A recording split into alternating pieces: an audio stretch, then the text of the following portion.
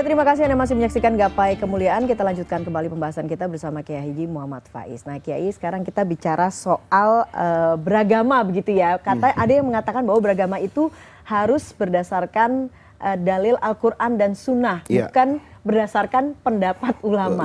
Nah itu sebetulnya bagaimana Kiai? Itu bisa benar bisa salah. Benarnya kalau kata-kata itu ditunjukkan oleh orang yang punya kapabilitas keilmuan yang memadai. Seandainya ada Imam Abu Hanifah itu kemudian mengikuti pendapat orang lain, itu nggak boleh. Karena Imam Abu Hanifah punya kemampuan untuk memahami Quran. Tapi kalau itu berubah dari Abu Hanifah jadi Faiz, loh, kita jujur aja Mbak Eva, saya kan tidak sealim Imam Abu Hanifah. Hafal Quran seingat Imam Abu Hanifah enggak, tahu hadis juga enggak, bahasa Arab enggak, tahu-tahu berdasarkan Quran dan hadis. Sebenarnya para pemirsa ya, logikanya sederhana kok.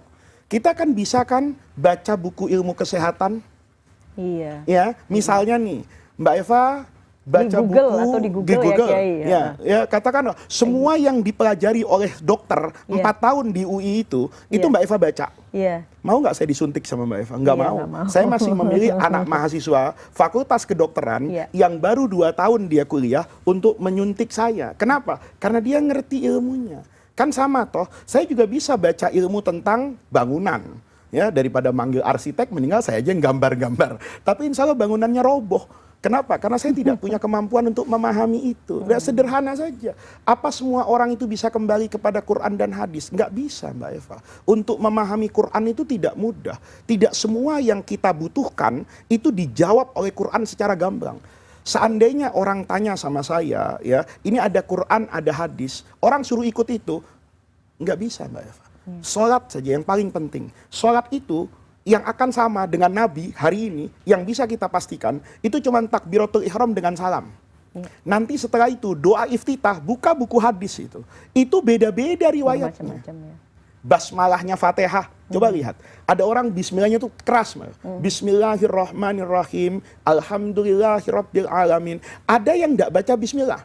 Ada yang bismillahnya dibacanya pelan-pelan kayak di Mekah itu loh. Bismillahirrahmanirrahim. Kan kita dengar dari speaker itu, tapi tidak keras. Ya, itu semua berlandaskan Quran dan hadis loh. Tetapi kemudian ayat-ayat yang ada di Quran, hadis-hadis yang ada di dalam buku hadis, itu bisa diinterpretasikan, bisa diartikan dengan begitu banyak pemahaman.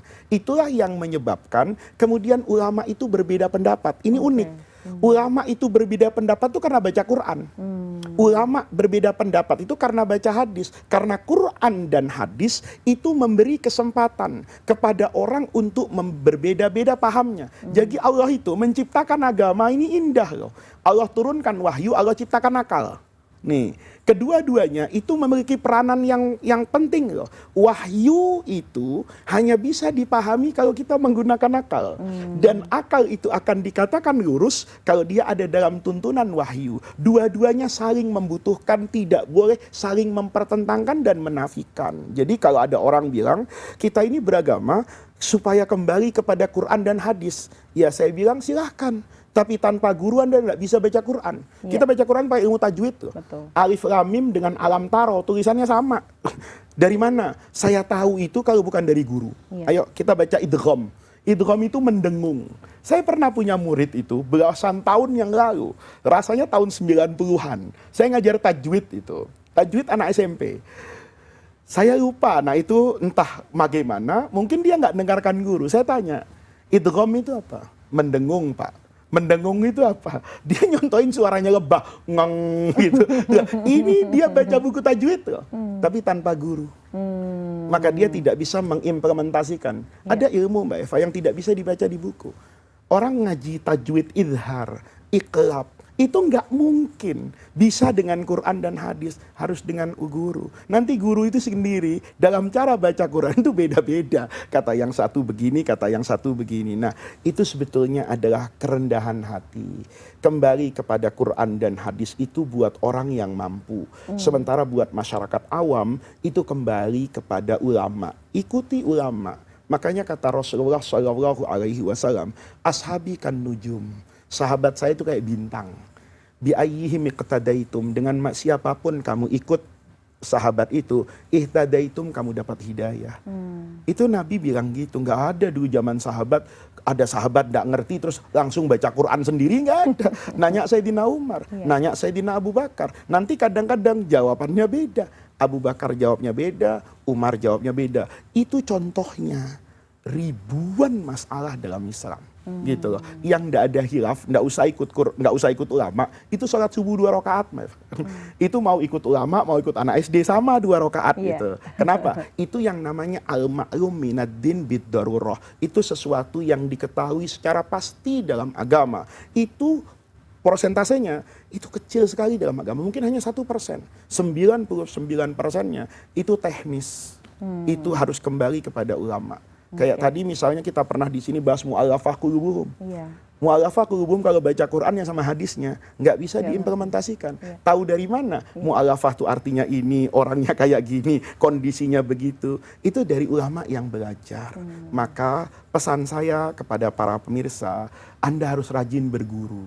Guru yang jelas sanad keilmuannya. Dia punya guru, gurunya siapa? Gurunya siapa? Nyambung terus. Jadi kalau Mbak Eva tanya misalnya, Pak Faiz sholatnya kayak siapa? Orang banyak sombong. Sholat saya kayak Nabi. Dari mana tahu kalau sholatnya dari? Kalau saya ditanya sama orang sholat, Pak Faiz kayak siapa? Ya kayak guru saya.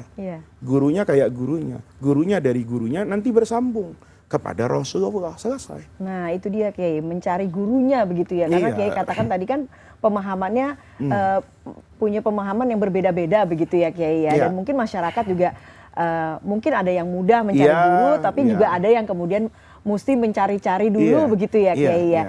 Nah sebetulnya bagaimana kita bisa mendapatkan guru yang tidak salah begitu yang benar dan nauzubillah mendapatkan guru yang sesat justru nanti khawatir ya begitu ya. Apalagi untuk pemirsa-pemirsa yang mungkin tidak punya akses begitu ya ke wilayah pesantren dan lain sebagainya. Orang dalam hidup itu kan ngerti apa yang disebut dengan profesionalisme. Jadi kalau saya misalnya ke dokter, saya sering banget ke dokter karena ada banyak keluarga saya yang bergantung kepada dokter. Maka ketika ke dokter, itu saya cek dulu kan, ini dokter siapa? Kan rumah sakit bisa, Pak ini kalau ini dokternya ini. Kayak kemarin ya misalnya, ya istri saya itu jatuh gitu ya. Kemudian minta dibawa ke dokter, bukan ke tukang urut. Saya bawa ke rumah sakit. Begitu ke rumah sakit, saya punya kenalan dokter juga, spesialis ortopedik tulang. Saya bilang sama susternya, Sus, dokter ini bisa nggak dihubungi supaya visit ke IGD gitu. Kata susternya, jangan yang itu Pak Faiz katanya. Yang ini kenapa? Itu spesialis tulang tapi panggul. Kan istri bapak telapaknya. Maka kita cari yang spesialis telapak kaki. Itu kan namanya kita sedang mencari guru kan. Saya tanya, yang spesialis kaki retak itu siapa aja? Disebut namanya. Saya searching kan, oh ini dari fakultas ini. Misalnya nih, ini dokter spesialis tulang tapi lulusan ilmu filsafat. Ya saya nggak jadi ke dokter itu. Kenapa? Bagaimana mungkin saya suruh memperbaiki tulang orang, kok logika filsafat yang masuk? Oh ini adalah insinyur teknik sipil, biasa merangkai gedung sampai berdiri. Iya dia pandai merangkai besi jadi gedung, bukan urat kakinya istri saya kan gitu. Nah kita kalau mau berguru itu mudah. Dia pernah belajar agama di mana? Kalau yang namanya belajar agama harus tahu ngerti nahwu sorof, ngerti balaghah. Kalau ada orang ahli agama nggak bisa bahasa Arab, ya batal dari awal. Karena Quran hadis itu menggunakan bahasa Arab. Bagaimana orang yang tidak memiliki alat untuk mengerti itu kemudian diangkat sebagai guru. Nah ini Mbak Eva, yang penting itu kita cari rekam jejak. Dan itu sekarang kan mudah. Orang mau tahu saya, mau tahu Mbak Eva aja. Saya waktu dikasih tahu CNN, siapa hostnya? Dikasih tahu namanya Eva Yunizar. Oh saya searching, oh ternyata mantan ini pernah di sini. Kan mudah toh. Saya apalagi zaman sekarang ya Kiai. Apalagi zaman sekali. Ya, pada saat yang sama CNN juga mengenal saya kan begitu. Pasti searching siapa saya, ini saya jelas kok. Jadi kita itu yang paling penting bukan sekedar cari ilmu, tapi cari dari siapa ilmu itu kita dapatkan. Oke, baiklah Kiai, bukan main hari ini, begitu banyak ilmu yang kita dapatkan. Terima kasih Kiai atas pembahasannya hari ini. Dan pemirsa, usai sudah perjumpaan kita hari ini dalam program Gapai Kemuliaan, tentunya semoga tausiah kali ini bisa menambah hasanah ilmu agama kita, menjadikannya bermanfaat dan yang paling utama menambah ketaatan kita kepada Allah Azza wa Jalla. Saya Eva Yunizar dan Kiai Haji Muhammad Faiz pamit. Terima kasih atas perhatian Anda. Insya Allah kita akan jumpa lagi pada episode berikutnya. Wabillahi taufiq wal hidayah. Wassalamualaikum warahmatullahi wabarakatuh.